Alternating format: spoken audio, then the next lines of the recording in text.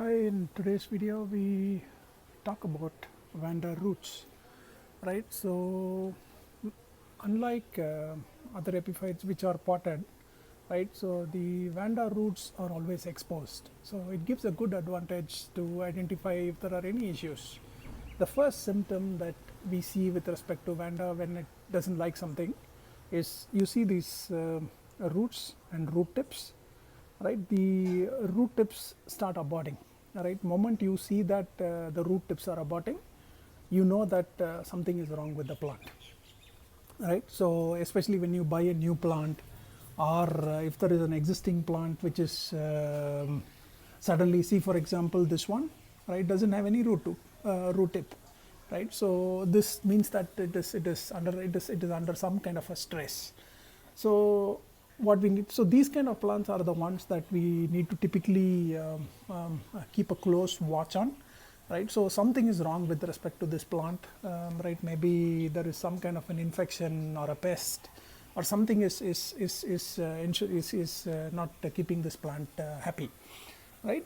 On the other hand, when you, in general, when you start looking after the vandas very well, right? So they will start producing good roots.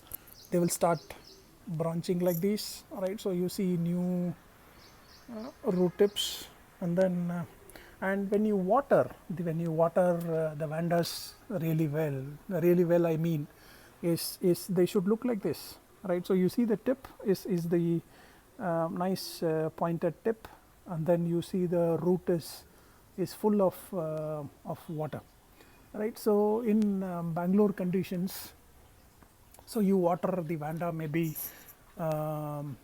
twice a day in hot weather, maybe once early in the morning and once maybe around 3:30 or 4, right? So this is another sick Vanda. You see, like what I said, um, it doesn't have a root tip, right? So but it just started growing a new root tip, right? You see that again when you see the plant, there are signs of some amount of dehydration. This again is a secondary symptom that something is not quite right with the Vanda.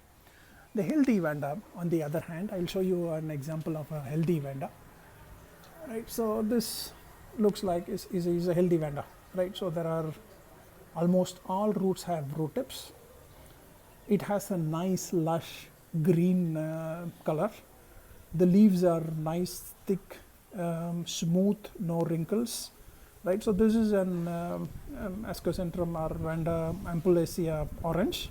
I got it as a seedling many seasons back, and then is just putting out. Maybe next season I will have maybe some blooms. So you see, this is how a good Vanda should look like,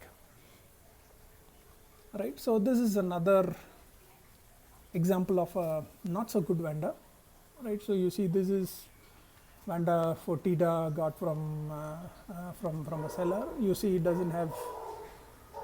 it has roots, but you see the wrinkles on the leaves, and then it doesn't have a root tip, right? So if these two are classic symptoms, that one is the leaf dehydration, right, and second one is lack of new roots, or lack of root tips, right? So even if there are new growths, right, so it should have nice. See, this is again another Vanda that was recently got.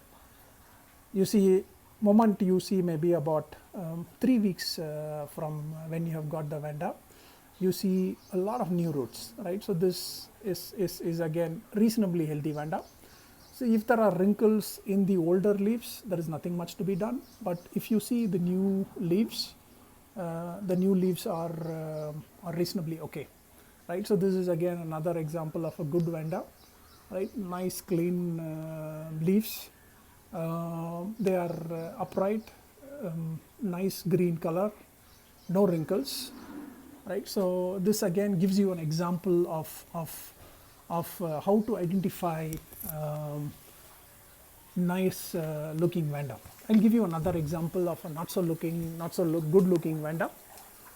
You see again wrinkles, right? So wrinkles are a bad sign, right? So but the new leaf that is there has less wrinkles, Coming to the root zone, there are a couple of roots, but again, if you see this zone doesn't look very happy, right? So most likely the plant is being infected from bottom, and it is slowly impacting the plant, right? So this again shows you an example. See, most often with respect to Vandas, the infection by and large start from the bottom, right? If the bottom is as in if there is a fusarium, or if there is some infection, most often they start taking down the plant from bottom up, right? And you will see what will do is it will start choking the water supply, and slowly the lower leaves start dehydrating, and then you will see the new leaves also dehydrating, right? So this is something that we have to keep in mind. If we see the early symptoms,